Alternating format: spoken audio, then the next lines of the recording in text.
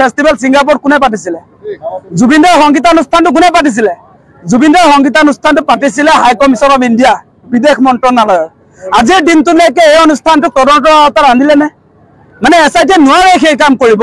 গতিকে আমি সেইকাৰণে কৈছোঁ যে SIT কি তদন্ত কৰিছে, এই তদন্তটো হ'ব আধৰুৱা তদন্ত। মানে আমি প্ৰথম দিনটোৰ পৰা এই কথা কৈ আছোঁ। আমাৰ মূল কথাটো হৈছে জুবিনদাক আমি ন্যায় দিব লাগিব। জুবিনদা অসমীয়া জাতিৰ প্ৰাণৰ স্পন্দন, আমাৰ জাতীয় সম্পদ, অসমীয়া জাতিৰ একতাৰ প্ৰতীক জুবিনদা। জুবিনদাক হেৰুৱাই অসমবাসী ৰাইজে কি অৱস্থাত আছে আপোনালোকে দেখিছে।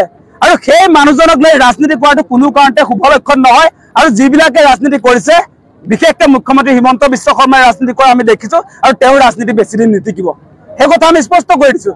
আমি কৈছোঁ যে আপোনাৰ ছিংগাপুৰত য়ট পাৰ্টি কোনে আয়োজন কৰিছিলে? ছিংগাপুৰৰ য়ট পাৰ্টিত যোৱাৰ কাৰণে জুবিনদা সাগৰত সাঁতুৰিবলৈ গৈ মৃত্যু হ'ল বা হত্যা কৰা হ'ল তেখেতক। মানে য়ট পাৰ্টিৰ অৰ্গেনাইজাৰ কোন? য়ট পাৰ্টিৰ অৰ্গেনাইজাৰ হৈছে আপোনালোকে জানে তন্ময় ফুকন, আছাম এছ'চিয়েশ্যনৰ এগৰাকী মানুহ। তন্ময় ফুকন এই পাৰ্টিটোৰ অৰ্গেনাইজাৰ।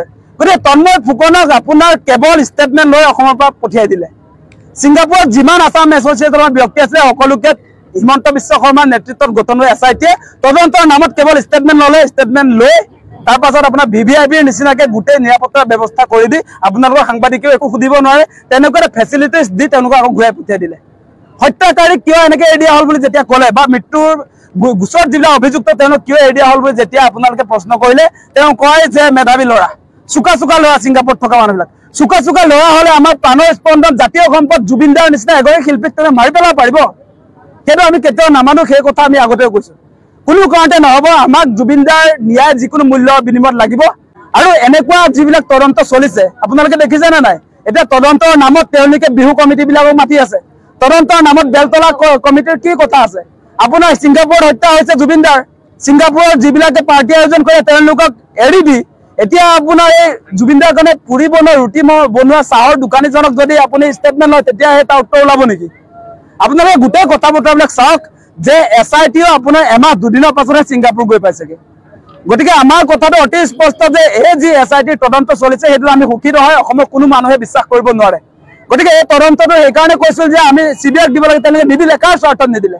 কাক বচাবৰ কাৰণে নিদিলে? কোন আছে হিমন্ত বিশ্ব শৰ্মাৰ ঘনিষ্ঠতাত? আমি দেখিছিলোঁ যে শ্যামকানু মহন্ত আচলতে হিমন্ত বিশ্ব শৰ্মাৰ ভাতৃৰ নিচিনাই। আজি শ্যামকানু মহন্তক আচলতে CBI এনকুৱাৰী দিলে মানে তেওঁ ফচিব বা হিমন্ত বিশ্ব শৰ্মাৰ শ্ৰীমতীও ফচিব বুলি ভয় নেকি? কিবা নহয় কিবা গোপন অংক নিশ্চয় আছে। গতিকে আপোনাৰ হত্যাকাৰীক বচাবৰ কাৰণে আপোনাৰ CBI তদন্ত নিদিয়া কথাটো বস্তুটো ওলাই পৰিছে নহয়, যে মুখ্যমন্ত্ৰীৰ তাত আচলতে ইনভলভমেণ্টটো আছে। তেওঁ মানুহ এইবিলাক মানুহটোতো হয়। আমি দেখিছোঁ যে বিজেপিত হিমন্ত বিশ্ব শৰ্মাক অনা মানুহবিলাক শ্যামকানু মহন্তৰ ঘৰৰ পৰিয়াল, ভাস্কৰ জ্যোতি মহন্ত, নন্দীগোপাল মহন্ত আপোনালোকে জানে। গতিকে এই কথা বতৰাবিলাক আহিছে। গতিকে কেৱল আপোনাৰ শেখৰ সিদ্ধাৰ্থই নহয়, আমি মূল যিটো কথা কৈছোঁ যে হাই কমিছন অফ ইণ্ডিয়া কিয় আজিৰ দিনটোতে তদন্তৰ আওতালৈ অনা নাই, য'ত জুবিনদাই গীত পৰিৱেশন কৰিবলৈ গৈছিলে আৰু তাত যোৱাৰ কাৰণে জুবিনদাৰ মৃত্যু হৈছে। গতিকে আপোনালোকে এটা কথা চাব যে ভাৰত চৰকাৰৰ এটা অনুষ্ঠানে যেতিয়া তাত ছিংগাপুৰত আমাৰ অসমৰ শিল্পীগৰাকীক লৈ যায়, তাত গৈ পোৱাৰ পাছত ছিংগাপুৰত কিয় তেওঁ নিৰাপত্তাৰ ব্যৱস্থা নকৰিলে? সেই কথা বতৰাবিলাক আহিছে নহয়। আজি অনুষ্ঠানটো আপুনি পাতিব, এই অনুষ্ঠানটোলৈ অহা মানুহজনক যদি আপোনাৰ অনুষ্ঠানটোৱে কোনো ধৰণৰ দায়বদ্ধতা নলয়, তাতে মৰাৰ পাছত তেওঁলোকে ৰেছপনচিবল নহয় বুলি ক'লে এইটো কোনোবাই বিশ্বাস কৰিব নেকি?